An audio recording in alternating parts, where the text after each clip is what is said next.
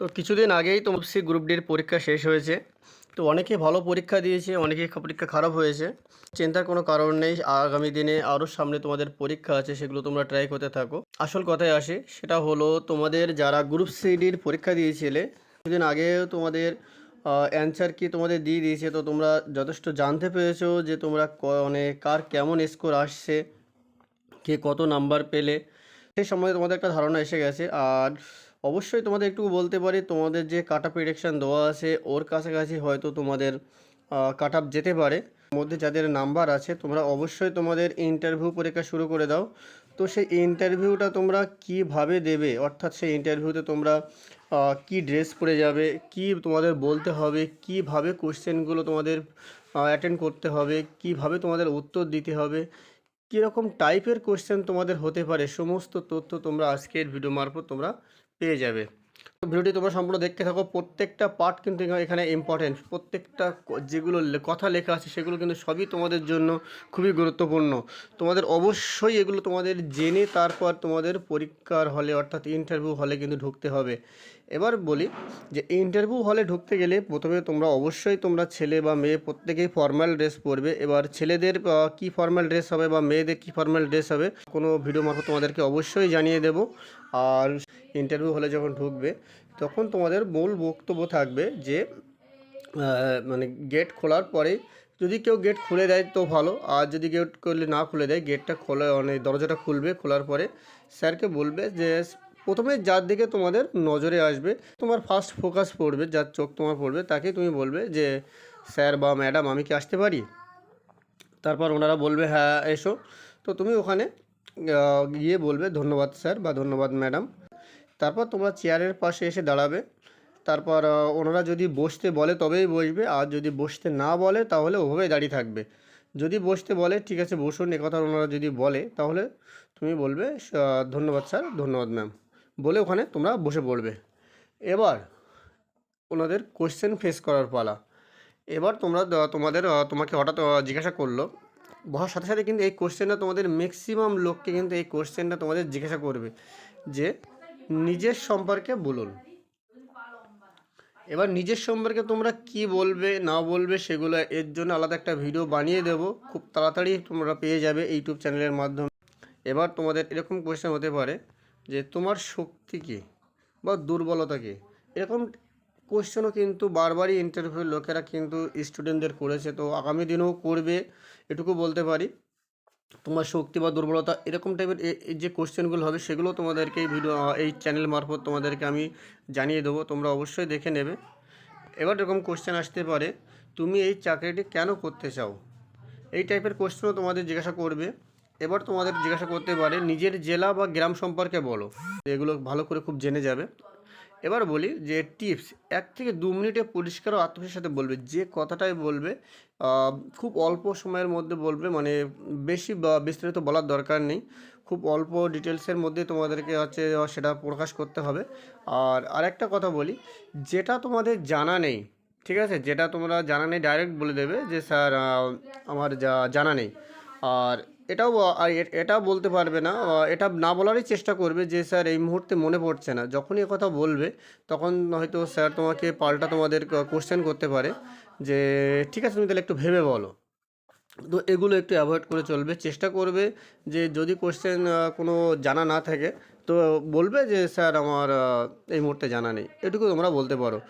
আর একটা কথা, যখন কোনো অ্যান্সার করবে একটু সময় নিয়ে বলবে। ধরো স্যার তোমাকে একটা কোশ্চেন জিজ্ঞাসা করলো যে তোমার হচ্ছে গ্রাম সম্পর্কে বলো, বা কোনো একটা কোশ্চেন তোমাকে জিজ্ঞাসা করলো, তো তুমি সেই কোশ্চেনটা একটু সময় নেবে। সময় নেবে বলতে কেমন, যে হঠাৎ করে কোশ্চেন বলার সাথে সাথে তুমি অ্যান্সার করবে না, একটু সময় নিয়ে ধীরে সুস্থে বলবে, ভালো লাগবে। এবার তোমাদের জিজ্ঞাসা করতে পারে শিক্ষাগত যোগ্যতা কী। শিক্ষাগত যোগ্যতা তুমি বললে, এগুলো কিন্তু কিভাবে বলবে সেগুলোও কিন্তু তোমাদের আমি ভিডিও মারফত অবশ্যই জানিয়ে দেবো। তো সেই ভিডিও মারফত টোটালটাই লেখা থাকবে যে তোমরা সেই কথাগুলো কীভাবে পেশ করবে, এগুলো তোমাদের কীরকম টাইপের কোশ্চেন হতে পারে তার উপরে এই ভিডিওটা বানানো। এরপর তোমাদের জিজ্ঞাসা করতে পারে যে তুমি কোন বিষয় নিয়ে পড়ছো। তো তুমি যে সাবজেক্ট নিয়ে পড়ছো সেই সাবজেক্ট সম্বন্ধে কিন্তু তোমার ভালো জ্ঞান থাকা দরকার। যদি তোমার শিক্ষাগত যোগ্যতা জিজ্ঞাসা করে, যদি কেউ যদি মাধ্যমিক পাস থাকো তাহলে মাধ্যমিক পাস দিতে পারো। যদি মনে করো না আমি উচ্চ মাধ্যমিক দেবো বা গ্র্যাজুয়েশান দেবো, তো গ্র্যাজুয়েশান যদি দাও তাহলে কিন্তু কোন সাবজেক্ট নিয়ে তুমি পড়ছো বা পড়াশুনো করেছিলে সেই সাবজেক্টের উপরে কিন্তু তোমার ভালো অনেক জ্ঞান বা ধারণা দরকার, কেননা ওর থেকে কিন্তু তোমাদের কোশ্চেন বেশি করবে। এবার যদি কারো মাধ্যমিক থাকে তো মাধ্যমিকের যে সাবজেক্টগুলো আছে তারপর থেকে যে কোনো একটা বিষয় থেকে তোমাদের কোশ্চেন করতে পারে, নির্দিষ্ট তো থাকবে না। কিন্তু যখনই তুমি গ্র্যাজুয়েশন দেবে ওরা একটা নির্দিষ্ট সাবজেক্টের উপরে বেশি কোশ্চেন করবে এবং ক্রস কোশ্চেন কিন্তু বেশি করবে। তুমি যেমন অ্যান্সার দেবে তার থেকে কিন্তু ক্রস কোশ্চেন করবে। সুতরাং যে অ্যান্সার দেবে চিন্তা ভাবনায় দেবে, আর যে অ্যান্সারগুলো এরকম টাইপের কোশ্চেনগুলো তোমাদেরকে আমি অবশ্যই জানিয়ে দেবো। তো চেষ্টা করবে যে ডাইরেক্ট অ্যান্সার দিতে। যদি ঘুরিয়ে পেঁচিয়ে বলো তাহলে ওনারা কিন্তু ক্রস কোশ্চেন করে ওখান থেকে কিন্তু তোমাদের আবার নতুন কোশ্চেন কিন্তু জিজ্ঞাসা করবে। আর যতক্ষণ না তুমি জানার এই কথাটা বলছো ততক্ষণ কিন্তু তোমাদের কোশ্চেন করতেই থাকবে, এটা মাথায় রেখো। তো এখানে তোমাদের প্রিয় বিষয় কি এরকম কোশ্চেনও করতে পারে, তোমাদের নির্দিষ্ট কোনো সাবজেক্ট চয়েস আছে কিনা তার উপরে তোমাদের করতে পারে। এবার এখানে তোমাদের বলতে পারে গ্র্যাজুয়েশন কী শিখেছো যে এই চাকরিতে তোমার কাজে লাগবে, এরকম কোশ্চেনও তোমাদের অবশ্যই কিন্তু করতে পারে। যে গ্র্যাজুয়েশন যে তুমি করে এই চাকরিতে আসতে চাইছো, যে মাধ্যমিক পাস বা 8 পাস গ্রুপ সিটিতে, তো এটা তোমাদের কী কাজে লাগবে। তো এরকম টাইপের কোশ্চেনগুলো অ্যান্সার তোমরা পেয়ে যাবে। এবার আসি কাজ সম্পর্কিত প্রশ্ন। গ্রুপ সিডির যে কাজ সেটা কী কী কাজ, গ্রুপ সির কাজকে বা গ্রুপ ডির কাজকে এ সম্বন্ধেও তোমরা ভালো করে জেনে যাবে, সেগুলো সবই তোমাদের ভিডিও মারফত জানানো হবে। এবার দেখো বলেছে অফিসে ফাইল কীভাবে সংরক্ষণ করবে। যদি তোমাকে জিজ্ঞাসা করা হয় অফিসে ফাইল কীভাবে সংরক্ষণ করবে, তো এরকম কোয়েশ্চেনের জন্য তোমাকে প্রস্তুত থাকতে হবে। তারপরে দেখো বলেছে যদি শিক্ষক না থাকে তুমি কিভাবে সাহায্য করবে। হঠাৎ দেখলে যে কোনো কারণে কোনো শিক্ষক আসছে না, এই মুহূর্তে তোমার করণীয় কী হবে, মানে তুমি কিভাবে স্কুলটা মেনটেন করবে, এরকম হতেই পারে। তারপর দেখো শৃঙ্খলা, এটা কিন্তু খুবই গুরুত্বপূর্ণ যে তুমি ডিসিপ্লিন কিভাবে বজায় রাখবে। স্কুলে যেই ডিসিপ্লিন সেই স্কুলের ডিসিপ্লিনটা তুমি কিভাবে মেনটেন করবে বা বজায় রাখবে।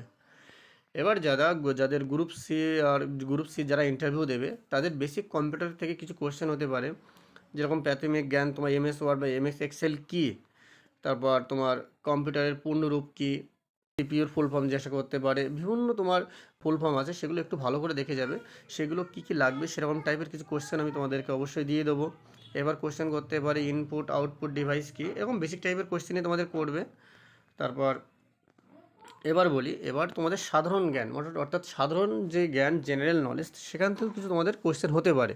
শুধুমাত্র যে তোমার সাবজেক্টের উপর যে কোশ্চেন করবে তা নয়, বাইরের থেকেও কিছু কোশ্চেন আসতে পারে। তো কীরকম টাইপের কোশ্চেন আসতে পারে, যদি জিজ্ঞাসা করতে পারে যে তোমাদের যে এরিয়া থাকা ভিডিওর নাম কি, বলতে হবে যে মাননীয় শ্রী অমুক যার নাম দেবে, যে তারপরে মহাশয়, এরকম কিন্তু এইভাবে তোমাদের কিন্তু ওরা ওখানে পেশ করতে হবে। তারপর তোমাদের স্বরূপনগর তোমাদের যে থানার যে ওসি, সে থানার ওসি সম্বন্ধে তোমাদের জিজ্ঞাসা করতে পারে যে ওনার নাম কি। এছাড়া তারপর তোমাদের এসডিওর নাম কি জিজ্ঞাসা করতে পারে, তারপর তোমাদের ডিএমের নাম কি, এগুলো কিন্তু ভালো করে তোমরা অবশ্যই জেনে যাবে।